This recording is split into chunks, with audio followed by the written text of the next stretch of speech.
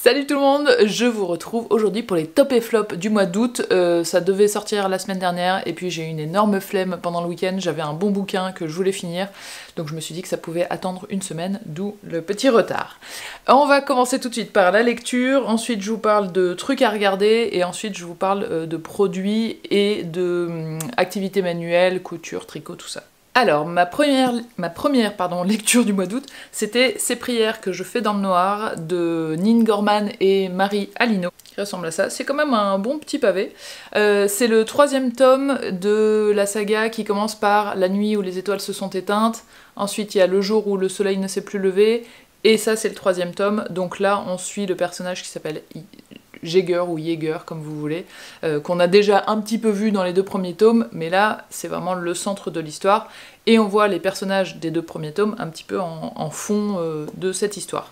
J'avais adoré le 1er tome, j'avais bien aimé le 2e, et là, j'ai bien aimé aussi, ça n'a pas été un énorme coup de cœur comme le premier, et je l'ai lu très facilement parce que voilà, l'écriture est quand même assez fluide et on a envie de savoir ce qui se passe après, donc on fait défiler les chapitres. Mais l'histoire m'a un peu moins entraînée. En gros, là, c'est Jaeger qui a des souvenirs de trauma par rapport à sa famille, et il est dans une famille assez religieuse où, genre très très jeune, on fait une sorte de mariage arrangé un peu. Ça, on le voit un tout petit peu dans le... Ils en parlent un peu dans le 1er tome, donc là c'est l'histoire de ça, et il y a aussi une histoire d'amitié, il y a des rapports de pouvoir parce que son père qui a disparu est soupçonné de corruption, de choses un peu illégales, etc. Donc voilà, je suis contente de l'avoir lu et c'est sympa, mais c'est pas un énorme coup de cœur. C'est de la littérature young adulte, je sais plus si je l'ai dit. Ensuite, j'ai de la science-fiction. C'est un livre que j'ai déjà lu et que j'ai relu pour un club de lecture où c'était une lecture commune. Et comme je l'avais lu l'année dernière, j'avais envie qu'il soit un peu plus frais dans ma tête. Donc je me suis dit, je vais le lire vite fait, en gros, un peu en diagonale. Bon bah non, pas du tout. Enfin, en relisant le début de façon normale, j'étais mais genre, en fait je suis à fond dedans, donc je l'ai relu en entier de façon tout à fait classique, et j'ai aimé, je crois que j'ai encore plus aimé que la première fois. C'est de la science-fiction, moi c'est pas du tout mon truc, mais celui-ci je le trouve très très abordable parce que le côté science-fiction c'est un peu le décor de l'histoire, mais ce qui est important c'est les liens entre les personnages qui sont tous et toutes très attachants et attachantes. Donc là on suit... Au départ, c'est Rosemary qui arrive dans un vaisseau où il y a une équipe de 6 ou 7 personnes qui est déjà constituée depuis un petit moment, donc ils se connaissent bien, et elle, c'est la première fois qu'elle va travailler sur un vaisseau, et elle va s'occuper de l'administratif. Et elle rencontre, il y a 4 humains et 3 personnes, enfin 3 créatures d'espèces différentes, et ils vont voyager dans la galaxie pour faire des missions et tout. Et franchement, c'est trop cool, les personnages, je vous dis, on les adore, il y a des vrais liens d'amitié, il y a des questions qui peuvent faire écho à des choses de notre vie de tous les jours, mais dans un truc de science-fiction dans l'espace, et c'est trop trop bien. Et là, je vais attaquer le 2e tome, aussi pour un club de lecture. Je vous donnerai le titre en français, je vous montre la couverture anglaise, mais le titre en français c'est L'espace d'un an, et j'ai oublié le titre en français du 2e, mais je vous le mettrai par là. Et c'est écrit par Becky Chambers, qui est américaine, et franchement très très bien. Ensuite, j'ai écouté, c'est un audiobook.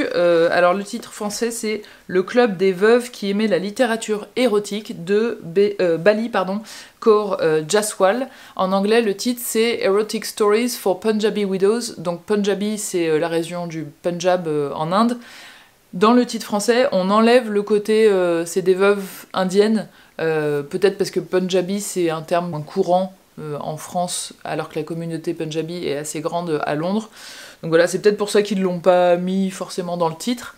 Alors celui-ci j'ai bien aimé, mais je trouve qu'il y a un petit décalage entre ce à quoi je m'attendais et le fond de l'histoire, et je pense que c'est un décalage un peu marketing entre guillemets, peut-être volontaire, je sais pas. En gros, si on regarde la couverture, le titre ou le petit truc derrière, le petit blurb là qui est derrière la couverture, sur la 4e de couverture, ça fait penser que ça peut être une histoire un peu... c'est assez léger, c'est sympa, c'est ça va être rigolo, on va parler de... En gros...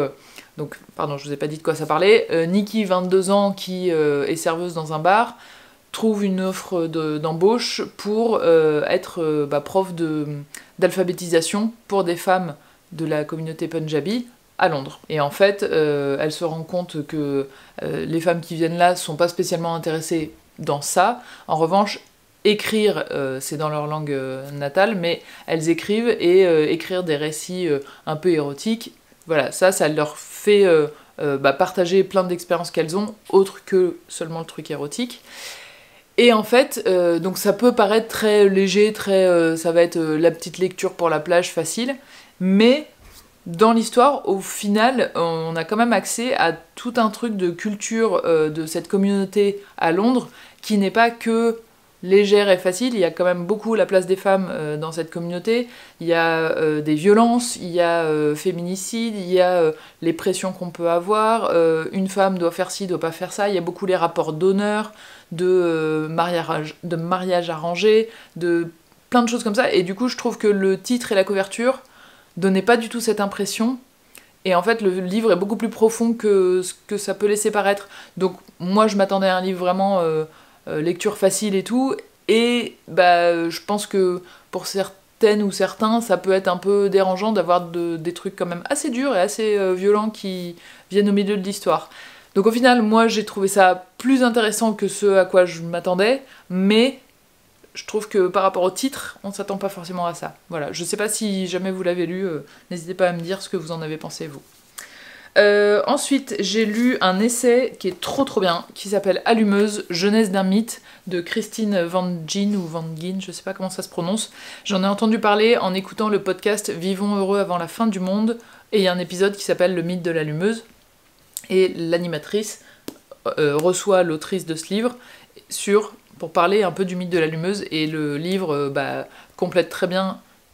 Dans le podcast, en fait, on touche un peu du doigt le sujet, mais là, on le creuse beaucoup plus, et j'ai trouvé ça hyper passionnant, parce que, en fait, ça a ouvert une case dans mon cerveau, entre l'expression être une allumeuse, évidemment, je la connais, mais en quoi elle justifie, je mets des énormes guillemets, en fait, en quoi la création de ce mythe de l'allumeuse justifie pour une partie de la société des violences, notamment violences sexuelles, et c'est hyper bien expliqué. La première partie, elle parle d'allumeuses, évidemment, encore une fois avec guillemets, de l'histoire, de femmes qui sont présentées comme des allumeuses dans l'histoire, donc ça commence avec Ève, ensuite il y a Cassandre, il y a Galatée, elle parle de Pygmalion, de Salomé, de Lolita, des sirènes et de Lorelai. Alors moi il y en avait par exemple le mythe de Salomé, je le connaissais pas du tout, donc c'était vraiment très très intéressant.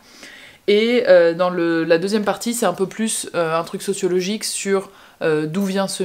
Il y a aussi une partie sur Marilyn Monroe, j'ai oublié de vous dire. Et la deuxième partie c'est plus sociologique, d'où vient ce mythe, le pourquoi, le comment, le lien avec le consentement, pouvoir dire non, vouloir être une allumeuse ou pas, enfin hyper intéressant et très facile à lire.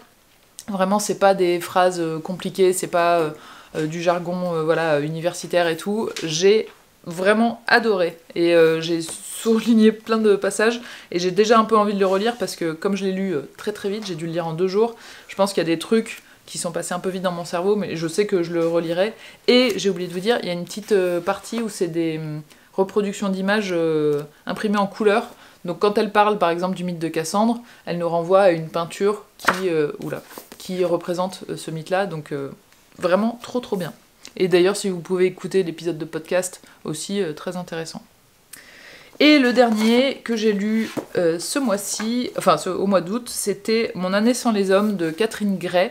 Ça aussi c'est un essai, et c'est en l'ouvrant pour le commencer que j'ai vu que c'était traduit de l'anglais. Si j'avais su, je l'aurais lu en anglais, parce que voilà, comme c'est un essai qui est écrit d'une langue plutôt légère, il y a beaucoup d'humour, il y a des petites blagues, c'est un peu rigolo, je pense que je l'aurais peut-être plus apprécié en anglais encore, mais je l'ai quand même déjà bien aimé. Et il y a un truc aussi entre le titre français et le titre anglais, que je trouve que Mon année sans les hommes, ça fait un peu... c'est un peu provoque, évidemment, je pense volontairement, mais ça fait un peu misandre, un peu on est bien sans homme, alors que c'est pas tout à fait ça ce qu'elle dit, c'est plus le sous-titre en fait, Les plaisirs insoupçonnés du célibat, c'est une traduction du titre anglais qui est The Unexpected Joy of Being Single, et en fait elle avait déjà écrit un livre qui s'appelait The Unexpected Joy of Being Sober, sur comment elle a arrêté l'alcool, et il était sorti quelques années plus tôt, et donc là, je trouve que le gros titre français et pas tout à fait ça. Et donc dans ce livre, l'autrice qui est journaliste et je crois qu'elle est présentatrice télé en Angleterre, donc je pense qu'elle est connue en Angleterre, mais moi je la connaissais pas.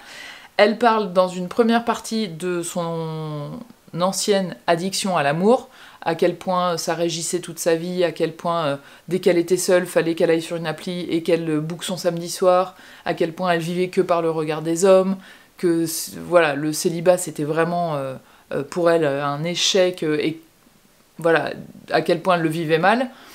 Et ensuite, elle fait le lien avec la société, à quel point la société nous montre que le célibat, c'est aussi un échec, que la réussite dans la vie, c'est se marier, avoir des enfants, avoir une maison.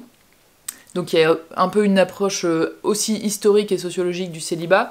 Et à la fin, dans la dernière partie, c'est un peu plus elle qui nous raconte un peu sa vie, elle va voir une thérapeute, elle nous raconte peut-être d'où ça vient, son addiction à l'amour, d'où ça vient, donc elle parle beaucoup de sa famille, de sa relation avec son père, avec ses premiers amoureux, etc.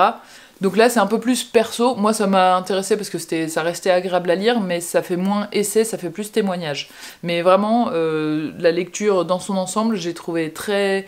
Alors comme c'est assez marrant, c'était très très facile à lire, il y a plein de références un peu pop de Bridget Jones, de chansons, de trucs comme ça, et elle a beaucoup de recul sur elle-même, donc elle s'auto-fait des blagues un peu entre des parenthèses du texte, mais je l'ai trouvé vraiment vraiment hyper intéressant.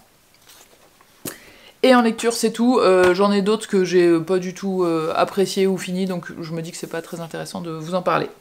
Ensuite, dans les choses à regarder, sur Canal, il y a une série qui s'appelle Fellow Travelers.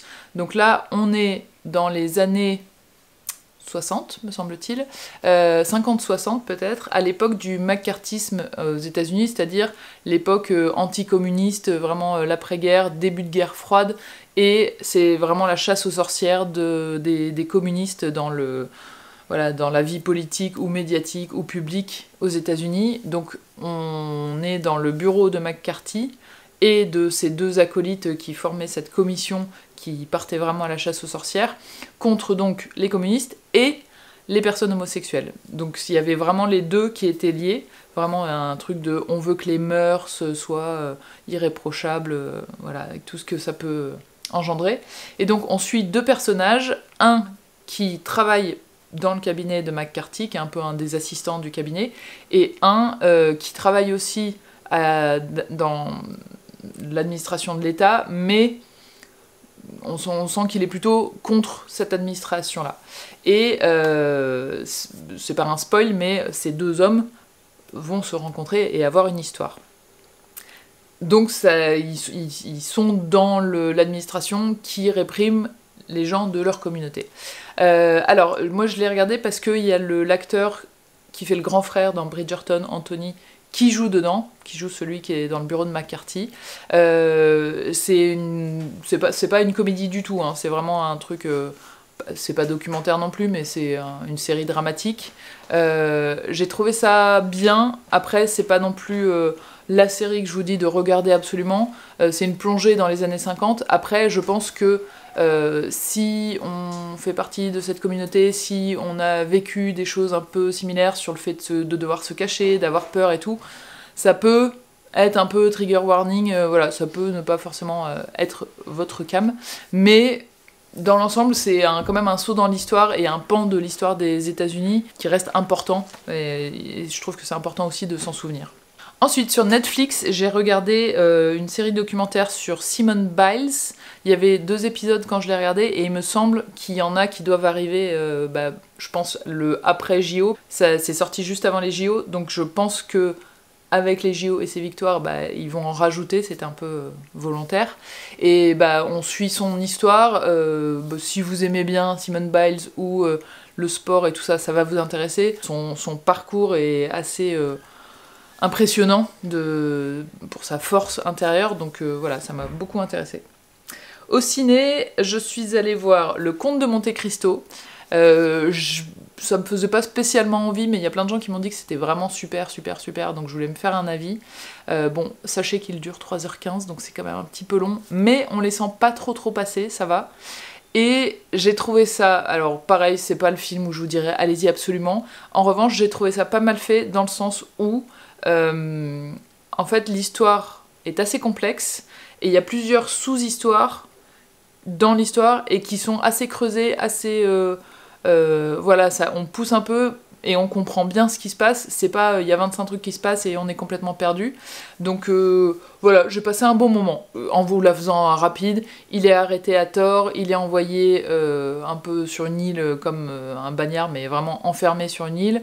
Il arrive à s'échapper et il revient presque 15 ans plus tard pour se venger des personnes qui l'ont enfermé à tort. Ça, c'est le gros pitch. Et pour les personnes qui auraient lu le livre, il paraît que c'est très librement adapté, qu'il y a plein de choses qui sont pas du tout dans le livre. Donc voilà, peut-être ne vous attendez pas à avoir une reconstitution fidèle du livre. Si vous avez lu le livre, parce que moi je l'ai pas lu du tout, si vous l'avez lu et que vous avez vu le film, n'hésitez pas à nous donner un peu votre avis par rapport à est-ce que vous avez préféré le livre ou est-ce que le film, avec ces choses nouvelles, était sympa quand même. Et c'est Pierre Ninet qui fait le rôle principal. Et ensuite, je suis allée voir Emilia Pérez, le dernier film de Jacques Audiard, qui est un petit peu un ovni inclassable, c'est très étrange comme film. En gros, c'est au Mexique, il y a un chef de cartel, cartel, vous voyez la violence associée à tout ça, le pouvoir, toute l'aura qu'il peut y avoir autour de cet homme, et un jour il contacte une avocate parce qu'il veut changer de vie complètement, et on comprend que en fait c'est une personne trans, il veut faire sa transition et un peu disparaître, que ce chef de cartel disparaisse. Et ce qui est original, c'est que c'est cette histoire-là, mais qu'il y a des parties comédie musicale. Donc voir une histoire de cartel au Mexique avec des bouts de chanter et danser chorégraphiés, c'est très nouveau. Et après, je sais pas trop ce que j'en ai pensé en fait. Il y a des choses que j'ai bien aimées, il y a des choses que j'ai moins aimées. Je suis pas ressortie en me disant c'est absolument génial. Je sais qu'il a eu plein de prix à Cannes, mais voilà, effectivement les actrices sont bien, mais je peux pas dire que j'ai été absolument emportée. Il y a des parties que j'ai trouvées un peu longues. Moi, par défaut, les histoires de violence, cartel, drogue, mafia, tout ça, c'est pas trop mon truc. Donc j'y allais aussi un peu par curiosité, et je suis contente de l'avoir vu, mais je me dis pas que c'est le truc, le film que j'attendais absolument. Voilà, je suis un peu mi-figue mi-raisin, comme on dirait. Ensuite, j'ai quelques produits à vous montrer avant de passer aux travaux manuels. Alors, j'ai ce petit démaquillant clinique qui s'appelle Take the Day Off, qui est là et qui se présente comme c'est un peu une pâte blanche. Je l'avais il y a au moins 15 ans en fait. Quand j'ai vraiment commencé le maquillage sur YouTube, j'avais ce démaquillant, sauf que c'était un gros rond comme ça et qu'il était très cher, il coûtait une 30aine d'euros je crois. Et j'ai vu en passant par hasard, j'attendais un train et je m'ennuyais, donc je suis passée chez Sephora, j'ai vu qu'il le faisait en petit, et franchement, si vous vous maquillez pas mal les yeux, il marche hyper bien. D'ailleurs, je m'en servais pour tout le visage à l'époque, maintenant je m'en sers vraiment que pour les yeux. Mais ils l'ont sorti en petite taille et il coûte 9 €. Ce qui fait que c'est beaucoup plus abordable. Avec ça, vous en mettez très peu, donc vous avez de quoi vous faire bien, même si vous démaquillez tous les jours, plus d'1 an, c'est sûr. Vraiment très bon démaquillant, surtout si vous faites des trucs assez lourds avec des textures de trucs, des eyeliners 24 heures ou des rouges à lèvres mat qui restent super bien. Ça, très bon démaquillant. Ensuite, j'ai une crème de jour qui vient de chez Typologie, crème visage rides et ridules, et ce qui est cool aussi, c'est qu'il y a un SPF 30. Donc c'est une texture crème de jour. Si vous avez déjà essayé la crème de jour aux 9 ingrédients là, de chez Typologie, c'est le même usage en fait, c'est vraiment une crème à vous mettre tous les jours, tous les matins, sauf que je préfère la texture de celle-là, je la trouve un peu moins aqueuse, elle est plus crémeuse et elle a l'air plus riche quand vous l'appliquez. On a l'impression vraiment de se mettre quelque chose qui va beaucoup nourrir, et le fait qu'elle soit SPF 30, bah, c'est cool parce que ça vous protège des UV.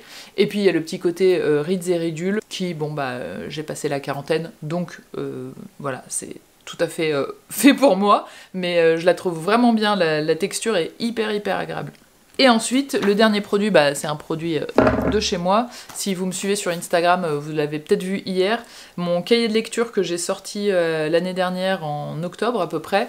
Là, je suis... vous voyez, moi je vous l'ai déjà montré plein de fois, mais je continue à le remplir comme ça. Et dans les 10 premières pages, vous avez des trucs à remplir de les livres que j'ai aimés, est-ce que j'ai lu aujourd'hui, mon coup de cœur du mois et tout ça, des choses comme ça. Et donc là, il m'en reste une 70aine à peu près, je sais pas si ça se dit, mais c'est pas grave. Et j'aimerais bien vider un peu ce stock-là pour pouvoir en refaire pour la fin d'année 2024, c'est-à-dire les sortir à peu près fin octobre pour qu'ils puissent être dispo pour Noël, en cadeau de Noël. Et donc ma question c'est, 1, est-ce que ça vous intéresserait d'avoir une version 2 ? 2, deuxième question, si vous l'avez eu, quelles améliorations vous feriez? Parce que moi je sais que c'est sûr, je vais pas refaire la même. Par exemple, je vais faire un carnet à spirale, parce que je trouve qu'il s'ouvre, quand on est au milieu, il s'ouvre pas hyper bien. Faut vraiment appuyer beaucoup, et je trouve ça un peu moins pratique. Après, les points, je les aime bien. Les catégories, au début, je les aime bien, mais je pense que je vais les changer, ne serait-ce que changer un peu leur tête. Mais aussi, il y en a certaines que je vais peut-être enlever ou d'autres ajouter. Donc si vous l'avez, n'hésitez pas à me mettre tout ça dans les commentaires pour que je puisse voir. Et puis je vais faire évidemment une nouvelle couverture aussi. Je vais pas refaire le système de mots fléchés liés à la lecture. Déjà parce que je pense que c'était pas évident que c'était un cahier de lecture. Il est vendu aussi à la librairie à soi à Lyon, et je pense que quand les gens voient ça, ils se disent pas tiens c'est un cahier de lecture. Donc j'aimerais bien l'améliorer si ça vous intéresse, et en imprimer une centaine pour cette fin d'année. Donc il va être soldé celui-ci. Il était vendu à 20 € et je vais le faire à 13 €. Et voilà, n'hésitez pas à le commander à plusieurs pour payer les frais de port une seule fois. Et si vous habitez à Lyon, j'ai fait un code promo, je l'ai mis à côté sur la page produit, donc je vous mettrai un lien direct. Vous mettez le code Lyon, comme ça je vous le remets en main propre, vous n'avez même pas de frais de port à payer. Et ensuite, on va passer aux activités manuelles. Alors, j'ai deux choses, j'ai de la couture et du tricot. Pour la couture, c'est mon fameux déguisement dont je vous parle depuis longtemps. Dans 15 jours, j'ai une fête et le thème, c'est d'être résident ou résidente spatiale de l'espace dans le futur. Et je vais pas vous le montrer en entier aujourd'hui parce que je veux garder la surprise, mais donc j'en fais deux. On sera habillés pareil, mon compagnon et moi, et j'ai fini le sien. Et je vais filmer la réalisation du mien. Donc ça, ce sera une vidéo, comme la fête est dans 15 jours, je pense que la vidéo sortira dans 3 semaines. Mais juste pour vous donner un petit peu envie de voir la prochaine vidéo, je vais vous montrer juste le haut d'une partie. Est-ce que je le porte pour la fin de la vidéo? Voilà, vous voyez un tout petit morceau. Mais franchement, je me suis trop amusée. Je remercie vraiment Mondial Tissu qui m'a envoyé les tissus. Donc c'est un partenariat avec eux, et vraiment trop merci, parce que je sais pas, en fait si j'étais pas allée fouiller sur Mondial Tissu, je sais pas si j'aurais trouvé des trucs aussi cool. Et au final, en termes de couture, bon bah il y a quasiment rien. Genre j'ai coupé, j'ai pas fait d'ourlet, et j'ai beaucoup utilisé de la colle, je sais pas si vous le voyez. Là, à l'intérieur, on voit qu'il y a du beige et tout. C'est de la colle super forte qui colle tout. Et donc, en termes de couture, vraiment, ce sera même pas tellement une vidéo couture la semaine prochaine, mais bon, vous voyez ce que je veux dire. Donc voilà, je vais peut-être le garder pour la fin de la vidéo. C'est assez classe. C'est assez beau, non? Ça habille bien mon t-shirt noir. Donc ça, c'est la première chose. Et la deuxième chose, c'est du tricot. Bah non, je vais pas garder ça parce que je vais vous montrer mon pull que j'ai presque fini. Là, c'est sûr, la prochaine fois, je l'ai fini. Et donc, mon pull... hop, qui est là, que j'ai commencé en février, donc ça fait un peu plus de 6 mois maintenant à peu près. Hop, les manches sont terminées, le corps est terminé, et j'en suis aux côtes du bas, qui sont là. Donc bah, là j'en ai fait peut-être 5 ou 6 rangs, et je vais en faire encore une dizaine, et après c'est terminé, finito. Là, comme d'habitude, si quand je le bouge un peu, vous voyez les paillettes. Juste avant de commencer les côtes, je l'ai essayé pour voir s'il était à la bonne longueur, et il est chaud. Je pense que bah, je vais pas le mettre avant qu'il fasse vraiment très froid, parce que Bon, après c'était un jour où il faisait chaud, où je l'ai essayé, mais vraiment, je pense qu'il va être très très bien. Donc c'est le pull Pigne, c'est un patron de Atelier Émilie, et je l'ai fait en laine moustache de chez Fonty, qui est fabriqué dans la Creuse. Donc on est sur un produit avec le design et la matière première française, et vraiment trop trop bien. Je suis trop contente, j'ai vraiment hâte de pouvoir le porter. Et voilà, je crois que je vous ai tout dit. Comme d'habitude, j'ai l'impression d'oublier des choses, mais voilà. J'espère vraiment que vous allez bien. J'attends vos top et flop à vous. Dites-moi ce que vous avez lu, ce que vous avez vu, vos recommandations, comme d'habitude. Et puis, take care, et je vous retrouve dans 3 semaines à peu près pour vous montrer la fabrication de mon costume d'habitante de l'espace du futur. Ciao!